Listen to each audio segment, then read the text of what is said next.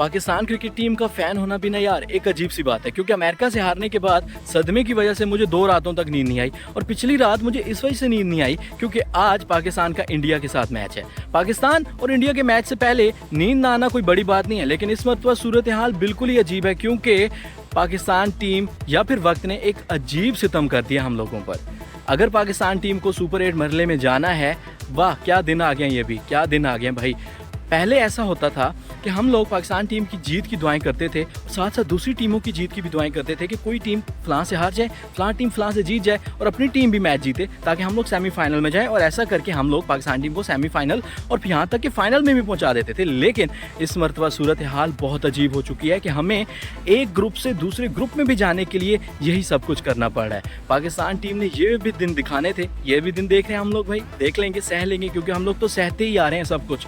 पाकिस्तान और इंडिया का मैच किसी हाई टेंशन हाई वोल्टेज से कम नहीं होता, लेकिन इस मरतबा जैसे मैं कह रहा हूँ कि पाकिस्तान का मैच इंडिया से डू एंड डाई हो चुका है भाई। पहले ऐसा होता था कि पाकिस्तान कुछ पहले मैचेस जीता होता था या फिर पहला मैच ही इंडिया के से होता था, तो मैच हारने के बाद हम लोगों को इतनी टेंशन नहीं होती थी। लेकिन अब गलती करने की कोई गुंजाइश है ही नहीं, दिल तोड़ने की मज़ीद पाकिस्तान टीम के पास कोई गुंजाइश है ही नहीं। अगर पाकिस्तान टीम आज जीत जाती है तो खुशी की वजह से हम लोगों को नींद नहीं आएगी, और अगर पाकिस्तान आज हार जाता है तो फिर हम लोगों को शायद घबराहट की वजह से कुछ दिन और नींद ना आए, और मज़ीद ये भी हो सकता है कि हम लोग शायद कभी सो ही ना पाएँ।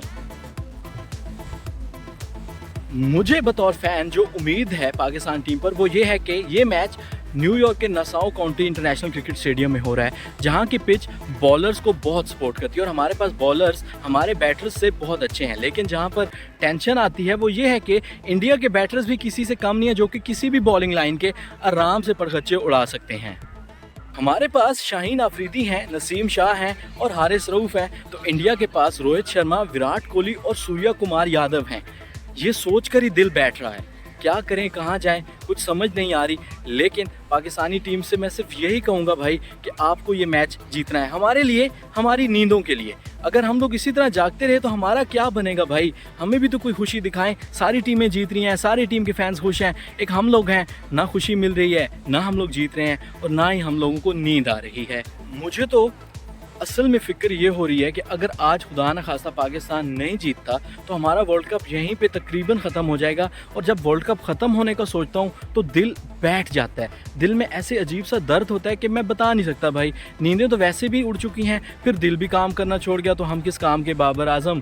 प्लीज़ कुछ आज अच्छा कर देना, क्योंकि पिछले मैचों में कुछ भी अच्छा नहीं हुआ। अगर हमारी बैटिंग चल गई तो इंडिया की बॉलिंग को हमें दबाना होगा ताकि पाकिस्तान जीत जाए, और अगर हमारी बॉलिंग चल गई तो हमें फिर इंडिया के बैटर्स को नहीं चलने देना, क्योंकि अगर इंडिया के बैटर्स चल गए तो पाकिस्तान जीत भी सकता है और नहीं भी जीत सकता।